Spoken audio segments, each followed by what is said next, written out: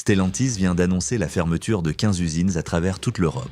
Volkswagen va stopper la production dans ses sites allemands pour la première fois en 87 ans d'histoire sans interruption. Les ventes de Nissan sur le marché européen ont chuté de près de 50% en un seul trimestre. Une dégringolade que personne n'avait anticipée. Et Ford a quasiment déserté le marché des voitures particulières sur le continent, se focalisant exclusivement sur les pick-up et les utilitaires. Et non, ce n'est pas juste une crise passagère dont on va rebondir. C'est une extinction de masse, un cataclysme pour l'industrie automobile telle qu'on la connaît. 9 marques automobiles que beaucoup considéraient comme inattaquables. Des boîtes qui régnaient sur les routes européennes depuis des décennies et elles luttent aujourd'hui pour survivre sous assistance respiratoire. Les dirigeants vendent discrètement leurs actions, évacuant des millions hors de leurs propres entreprises comme des rats fuyant un navire en train de couler. Les concessions ferment par centaines chaque mois, vidant des quartiers entiers de zones industrielles. Et des documents internes fuités dans la presse dépeignent un tableau si sombre, si dévastateur, qu'on dirait l'enterrement en avance de l'industrie automobile européenne. Alors, attachez votre ceinture et réglez votre rétroviseur parce qu'aujourd'hui, on plonge sans filet dans les 9 marques automobiles qui risquent de ne pas passer le cap de 2026. On décortique les vrais chiffres, les choix stratégiques catastrophiques et les tendances du marché qui propulsent ces géants droit dans le gouffre financier. Mais avant de passer la première, likez et abonnez-vous à la chaîne pour ne pas rater les prochaines vidéos où on passe au crible quels véhicules valent vraiment votre argent et lesquels vous laisseront en panne au bord de la route avec une facture de réparation plus chère que la bagnole elle-même. Allez, maintenant, installez-vous au volant. Regardez droit devant parce que ça ne fait que commencer. Le marché automobile européen ne traverse pas juste une mauvaise passe, il est au bord du gouffre le plus grave depuis la Seconde Guerre mondiale. Les ventes de voitures neuves ont dégringolé de 18% par rapport au niveau d'avant-pandémie, mais cette stat alarmiste n'est que la partie émergée d'un iceberg bien plus profond. Les constructeurs chinois trustent déjà environ 11% du marché européen des véhicules électriques et ce chiffre explose trimestre après trimestre, avalant des parts de marché comme à un buffet à volonté. Pendant ce temps, les coûts de biens de production en Europe ont flambé de plus de 40% ces 3 dernières années. Pile au moment où la demande des consommateurs s'est figée net à cause d'une inflation galopante et de taux d'intérêt à des sommets historiques. Aujourd'hui, le conducteur européen moyen garde sa voiture 12 ans plein, contre 8 ans en moyenne il y a seulement 10 ans. Et pourquoi ce changement ? La réponse est simple et impitoyable. Les gens ordinaires ne peuvent plus se permettre d'acheter des neuves aux tarifs actuels. Et pour enfoncer le clou, les nouvelles normes d'émissions imposées par l'Union européenne, qui entrent pleinement en vigueur en 2025, font encore grimper les prix des véhicules, les rendant inaccessibles aux citoyens lambda. Les marques automobiles doivent déverser des milliards d'euros dans le développement de voitures électriques qui, soyons francs, la plupart des Européens n'ont ni envie d'acheter ni l'infrastructure pour les adopter. Les bornes de recharge, quasi inexistantes, les prix, prohibitifs, et l'autonomie, toujours un vrai casse-tête. Le résultat de cette tempête parfaite, une vague monstre de faillites d'entreprises, de fermetures d'usines mythiques et de fusions désespérées qui redessinent totalement la carte de l'industrie auto. Alors accrochez-vous, et parce qu'on va passer en revue une par une les 9 marques dont l'horloge tourne à toute vitesse. On commence par le numéro 9, DS Automobile. Oui, cette marque française que, avouons-le, personne n'avait vraiment réclamé à corps et à cri. Stellantis a lancé DS dans l'idée de défier frontalement les mastodontes allemands comme B, BMW et Mercedes-Benz pour créer sa propre déclinaison du luxe européen à la sauce française. Mais la dure réalité du marché en fait un gouffre financier qui engloutit des millions d'euros par trimestre. En 2024, DS n'a écoulé que 41 000 voitures sur l'ensemble du continent européen. Pour vous donner une idée qui cogne, BMW vend pile cette même quantité rien qu'avec sa série 3 tous les 60 jours ouvrables. C'est un écart sidéral.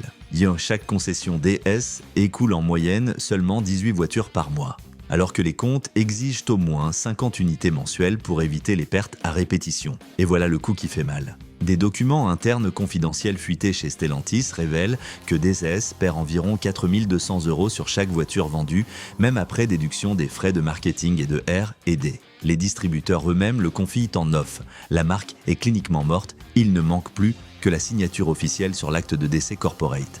D'ailleurs, des cadres supérieurs de Stellantis ont déjà laissé entendre lors de calls investisseurs que DS sera totalement racheté par Citroën mi-2026.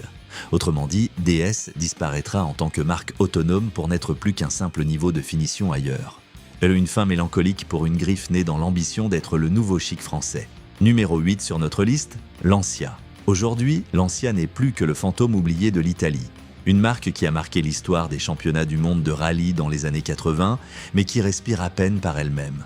Pas eu de vrai succès commercial depuis le milieu des années 90. En 2024, Lancia n'a vendu que 38 000 unités au total et toutes, absolument toutes, d'un seul modèle vieillissant, l'ancien Y, qui ressemble plus à un souvenir roulant nostalgique qu'à une voiture moderne compétitive. Hors des frontières italiennes, Lancia n'existe plus dans l'esprit des consommateurs et même au pays, elle survit à peine grâce à une clientèle âgée qui achète par fidélité sentimentale. Son dernier essai de renaissance, le nouvel Y électrique lancé en fanfare, ne dépasse pas les 200 unités par mois dans ses meilleurs moments. Pour une comparaison qui pique, Mercedes-Benz écoule exactement cette même quantité rien qu'avec sa classe A chaque jour ouvrable. L'écart est cosmique. Avec seulement 160 concessions actives qui squattent l'espace avec Fiat et 14 autres sœurs du vaste portefeuille Stellantis, les bilans ne tiennent plus debout. Pas d'identité de marque claire, pas de cible précise et surtout zéro jeune acheteur en vue. Tout, absolument tout, crie que Lancia s'effacera du marché européen en 2026. La chute définitive d'une marque qui incarnait jadis l'élégance italienne. Et voilà une petite surprise que peu avaient en vue venir. Infiniti, la marque de luxe japonaise qui n'a jamais vraiment trouvé sa place nulle part. Oui, Nissan a officiellement retiré Infiniti d'Europe en 2019 en assumant l'échec, mais la maison mère nippone s'obstine à la ressusciter en griffe 100% électrique et premium. Le hic fondamental ? Personne n'en veut plus. En 2024, Infiniti n'a vendu moins de 400 unités sur tout le continent, tout en claquant plus de 50 millions d'euros par an juste pour garder les bureaux allumés. Littéralement, ça coûtait plus cher d'entretenir les concessions que tout le chiffre d'affaires des voitures écoulées. Et pourtant, à l'encontre de toute raison financière, Nissan prévoit un relancement total en 2026 comme marque premium électrique. Mais soyons cash, c'est juste un mirage corporate hors de prix. Zéro réseau de distribution, pas de fidélité client forgé, ni même une once de pertinence. Infiniti s'est déjà planté en beauté sur le méga marché chinois et a perdu plus de 35% de parts aux États-Unis. Du coup, en 2026, Infiniti survivra au mieux en marginal en Moyen-Orient et peut-être en petite série boutique d'électrique au design tape à l'œil que personne n'a commandé. Numéro 6, dans notre décompte, Alfa Romeo. Et là, on touche du doigt une zone sensible sur le plan émotionnel parce que Alfa Romeo, c'est ce constructeur italien qui fabrique des voitures si belles visuellement qu'elles vous brisent le cœur, vous font tomber amoureux pour mieux vous décevoir sur le champ. C'est l'exemple parfait où la passion italienne déchaînée se heurte de plein fouet à la réalité financière glaciale. Parce que, soyons honnêtes, on adore tous piloter une Alfa Romeo, mais quasiment personne n'est prêt à en racheter une neuve. En 2024, Alfa Romeo n'a écoulé que 48 000 voitures en Europe. Pour contextualiser, BMW fait ça rien qu'avec sa série 3 en 3 semaines de routine. Et les stars de la gamme Alfa, le sublime sédan Giulia et le SUV Stelvio, cumulés, vendent moins par mois qu'une compacte japonaise lambda du segment grand public. Le soi-disant grand sauveur, le nouveau SUV, compact tonal, ne décolle pas non plus en vente réelle. À peine 1100 unités par mois en moyenne, soit littéralement moins d'un dixième de ce qu'un Mazda CX-5 écoule. Un fiasco commercial total, même si on doit reconnaître son cuir italien authentique et son volant qui procure du plaisir. Et Stellantis a promis publiquement plus de 30 milliards de dollars en électrification, mais quand on creuse les chiffres vrais, ils n'ont déboursé que moins de 2 milliards en cash. Tous les projets neufs annoncés sont repoussés au calendrier grec ou annulés en catimini. Pendant ce temps, le réseau de concessions officielles s'effrite mois après mois. Beaucoup d'analystes du secteur sont convaincus qu'Alfa Romeo finira fusionner corps et âme avec Maserati, voire Jeep, en 2026. Peut-être que le nom légendaire survivra sur un modèle en pack spécial, mais Alfa, en marque indépendante, est déjà branché au leur respirateur en attendant le verdict final. Numéro 5 sur la liste, Jaguar. Jaguar, le chouchou éternel des passionnés qui a inexplicablement choisi de s'autodétruire en mode corporate spectaculaire. Pas de façon plus douce de le dire. La marque a officialisé qu'elle raye tous ses modèles actuels et passe 100% électrique d'ici 2026 avec une production globale plafonnée à 100 000 unités par an. Ça sonne futuriste sur le papier, audacieux en présentation PowerPoint, mais franchement démentiel comme stratégie quand 95% de vos clients actuels ne veulent pas encore d'électrique.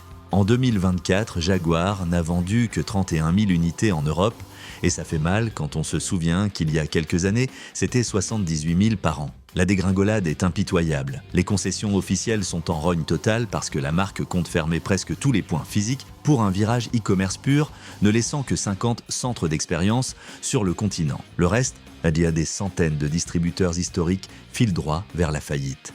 Et le plus triste, c'est que même Land Rover, sa sœur au sein du même groupe, prend ses distances publiquement avec Jaguar. Et quand ton propre frère refuse l'association, c'est que la fin est scellée. En 2026, Jaguar sera au mieux une griffe ultra exclusive en niche, peut-être à 5000 voitures par an ou tout bonnement rayée de la carte. Et si je devais parier, je dirais que la seconde option est bien plus probable. Numéro 4 dans notre classement, Maserati.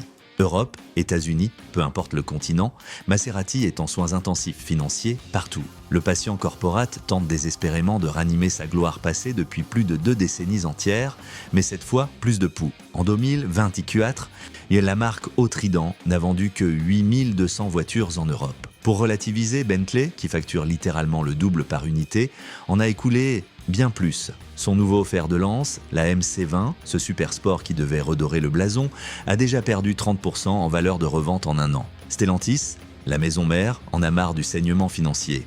Elle a sabré 100 millions d'euros d'investissement futur et a claironné que Maserati ne restera pas fabricante autonome. En 2026, tout porte à croire que Maserati deviendra juste une étiquette design pour des éditions spéciales Jeep ou Alfa Romeo sans plus de plateforme maison. Une légende qui portait jadis l'âme sportive italienne, réduite aujourd'hui à un logo onéreux collé sur de la nostalgie. Numéro 3, et là ça devient sérieux, Nissan. La déroute de Nissan en Europe est si fulgurante qu'elle ressemble à une scène au ralenti d'un film catastrophe. En 2006, ils en écoulaient plus de 543 000 par an. En 2024, à peine 247 000. Ce n'est pas un creux passager, c'est un effondrement structurel pur et dur. Les usines historiques ferment pour de bon, les centres de R et D baissent le rideau, et la marque a amputé ses opérations européennes de 75% en moins de 5 ans. Les boss japonais l'admettent en interne. Nissan se replie stratégiquement d'Europe pour miser sur la Chine. Les concessions reflètent le chaos, de 2800 points de vente à un peu plus de 1000 aujourd'hui, et à peine 400 d'ici 2026. La plupart a refourgué des électriques conçus en Chine avec un badge Nissan collé dessus. Et fin du siècle japonais en Europe. Honda a déjà plié bagages, Mitsubishi aussi. Et maintenant, Nissan éteint les lumières et file par la petite porte, et on arrive au pic de tension de la vidéo. Les 2 derniers le rescapés, ou plutôt les 2 qui tombent ensuite. Numéro 2, Chrysler, et là on parle d'une marque en week-end sous perfusion. Techniquement, Chrysler existe encore en Europe, mais sur le papier seulement. En 2024, ils en ont vendu 187, pas des centaines de milliers, 187 véhicules individuels. Il ne reste que la minivan Pacifica que personne ne s'arrache, et la berline 300, plus morte qu'un fax. Mais le plus absurde, c'est que Stellantis prévoit de renommer la Peugeot 508 en Chrysler pour l'Europe. Oui, une Peugeot française badgée américain. Ridicule est un euphémisme. D'ici 2026, Chrysler n'aura même plus de site web dédié. Elle tiendra un peu plus, mais comme un tour de passe-passe comptable, une marque zombie pour les crédits carbone.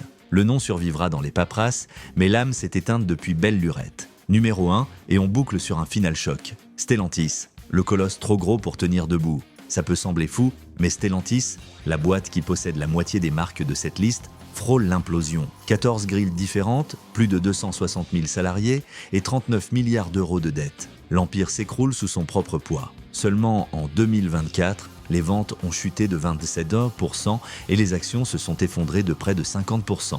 Et des sources à la Commission européenne avouent déjà qu'elles se préparent à un démantèlement contrôlé en 2026.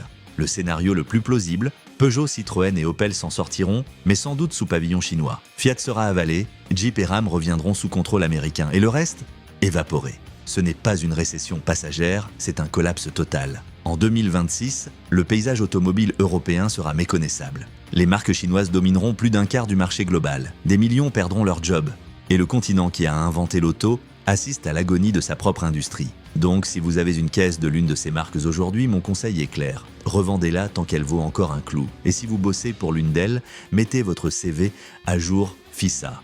C'est parce que ce n'est pas une alerte pour demain. L'effondrement est cela en direct et en live. Dites-moi en commentaire laquelle de ces marques mérite de s'en sortir, à votre avis. Je lis tout en bas et comme d'habitude, abonnez-vous, likez et partagez cette vidéo parce que la prochaine domino pourrait tomber bien plus tôt qu'on ne pense. Prenez soin de vous sur la route, pilote, et à la prochaine.